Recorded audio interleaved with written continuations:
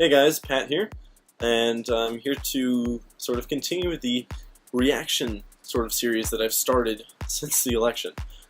First off, wow, thank you for the number of views that I've gotten so far on my first video for covering just my opinions and thoughts about the election and stuff like that.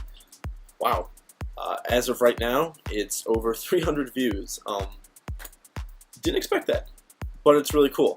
So thank you for that, first off. But to get to the point of this video. So first off, it's not going to be as long as the other one probably, because last night obviously there was a lot of opinions, a lot of tension, and I think it's so obviously it's going to be continuing for a while. But I just wanted to make this as possibly the last video in this series, but honestly just speaking because I feel that this is something that needs to be heard. So first off, obviously we know who won and who lost the election. That can't be changed. And no matter what one side does or what the other side wants, we can't change that. This is how it's going to be. And that's just, we have to accept that, first off. Second of all, the way people are treating each other. Whether it's on social media, honestly, mostly in social media, and sometimes in person too, but for the most part, as much as I've seen, it's on social media. And people are bashing each other, calling each other names, wanting for, the people who aren't like them to be thrown out of the country, or the Democrats, now it's our time, and the Democrats responding, saying, well, now we have to put up, now we're going to be, stubborn and say, we have to put up with 4 years of this, just like you guys did back when Obama was like, honestly, guys, just take it down from like a good 7 and bring it down to like a 2.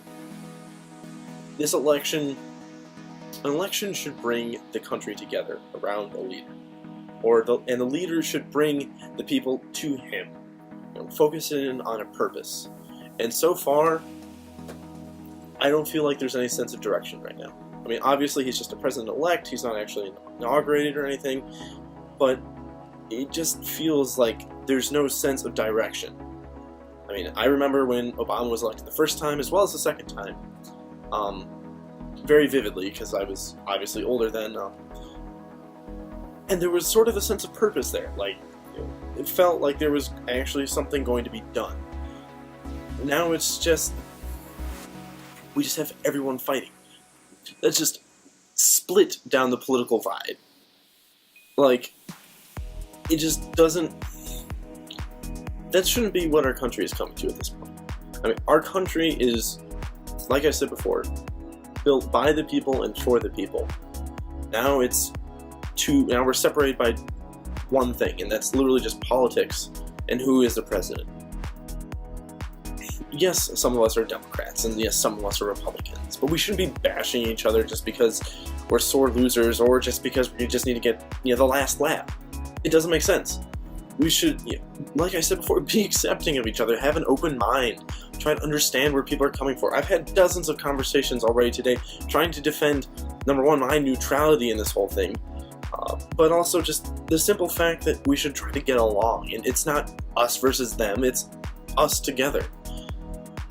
I mean, it's almost scary at some of the things that people are saying. Like, in Trump's winning speech last night, or early this morning, someone yelled in the crowd in sort of like a dead silence while he was speaking, "Kill Obama." Kill Obama. I mean, to me, from my perspective, Obama's been a pretty decent guy so far. I mean, he's had his, ups and downs and everything. Honestly, again, this is my opinion. But he seems like, on a human level, he is a decent guy. No scandals whatsoever. He's reasonable. Heck, we had a president without any scandals for 8 years, pretty much. Wow, that's the first one. I mean, we had one that had a scandal coming in, and another one that had a scandal coming in. Wow, we had great candidates this year, didn't we? If we could have voted for anyone but these two people, I'm sure a lot of people would have been a lot happier with the outcome. But that didn't happen. And now we're faced with this outcome. And so it's honestly what we choose to do with this outcome. So a lot of people are feeling scared for their sexuality, or their race, or their religion, because of who's been elected to the position of power in this country and what he said in the past. It's up to us, really, to decide where things go. Obviously, the president and legislative systems can make choices, but it's up to the people to really decide and show that we want the country to go a certain way. So if we put our voices together for something, I'm sure, like if we write to our representatives, that maybe something can come about. It might not be instant, it might not be in a few years, it might be down the line. But I think the important part is that if we want change to happen, we gotta put effort into it. And it's not gonna be easy. Change will come eventually if enough people want it bad enough. And I think that's basically the mantra for this entire election. I mean, a lot of people wanted change from the standard corrupt politician being in office, supposedly. And they got something completely different. They got a businessman. And whether he runs the entire country like a business, and maybe we go bankrupt, but then, he can file for bankruptcy. It's a little bit more difficult when you're running a country. And you can't do it 6 times. That would be bad. Really bad. But again, my point is, if we want to get anything done, if we want to make the people in our country feel safe, it is up to us to do our best. To help those that we know, that we care about, our friends, our family, our neighbors. If they feel insecure, then we have to be there for them. We have to be the change that we want to see first. No one's going to do anything if they don't see something happen. It's like domino. It's the domino effect, basically. Someone's got to start it, and I'm sort of attempting to start something here. Because, honestly, I feel that right now, our country is not in a good place. That is my opinion. And if you want to berate me for it, go for it. But honestly, I feel like right now we are directionless. We have no wind in our sails. We're just sitting here, we have a new captain, and the whole crew is new, and while they're all on the side of him, the crew being the House of Representatives and the Senate, but they're all on the side of him, but they're not sure about his abilities either. So if we're going to weather a storm, we're going to need a lot of luck and a lot of effort. And that effort starts with people in our states, in our cities, in our towns, making an effort for change. That starts with people wanting a difference and not just settling for what happens, what the president does. If he does this thing or that thing, repeals this, that, puts this judge into play, that's another thing. I mean, the judges are going to make a huge difference. And majority Republican probably soon, so he basically has entire control of the government. And if we want to do anything, obviously, I mean, some people think this is great, but I think there are still areas to be worked on regardless. If you think he was a good person to be our president or a bad person, there are ways to work on the government still. Because if we want to benefit everyone, we gotta stop thinking about ourselves and stop thinking about what we can do to help ourselves and to make ourselves and people like us profit.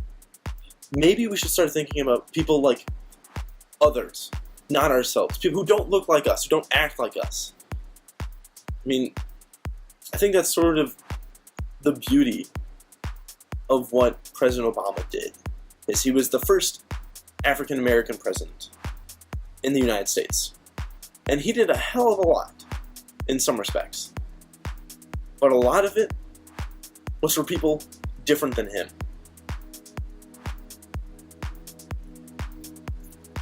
I don't think things will be the same as of right now with this president who feels like he'll be doing a lot for people like himself. So, obviously, some of you may say that this is a very liberal-sided argument, and I am seeming to be liberal, but I am honestly trying to be as neutral as possible.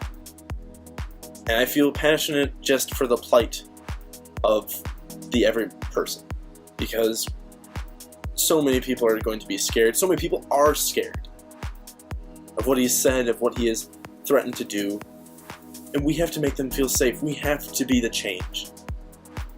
We have to be positive. We can't go bashing each other. We can't go throwing insults at each other just because we feel like it or just because they're different. Again, difference isn't a bad thing. It just makes us more unique, more special. And yes, that can sometimes be a bad term, but honestly, no one is the same as the next person. So why do we expect the government to treat us all as one person? Because we're not. We're different. So closing, thank you again for giving me your attention for this 8-minute video. Thank you for watching this, and I really hope that maybe you can possibly share this to people that you know, or to your friends and family, or even just a select few people, but just to get the message out. Or maybe even create your own, or write your own post, just anything to get something started. Because if we want change, we need to start it ourselves. And we're not just going to do it by sitting around and hoping that someone else does. We need to be entrepreneurs in this environment. And that's what I'm trying to be. I'm a business student. Sorry. Thanks for listening, guys. Take care.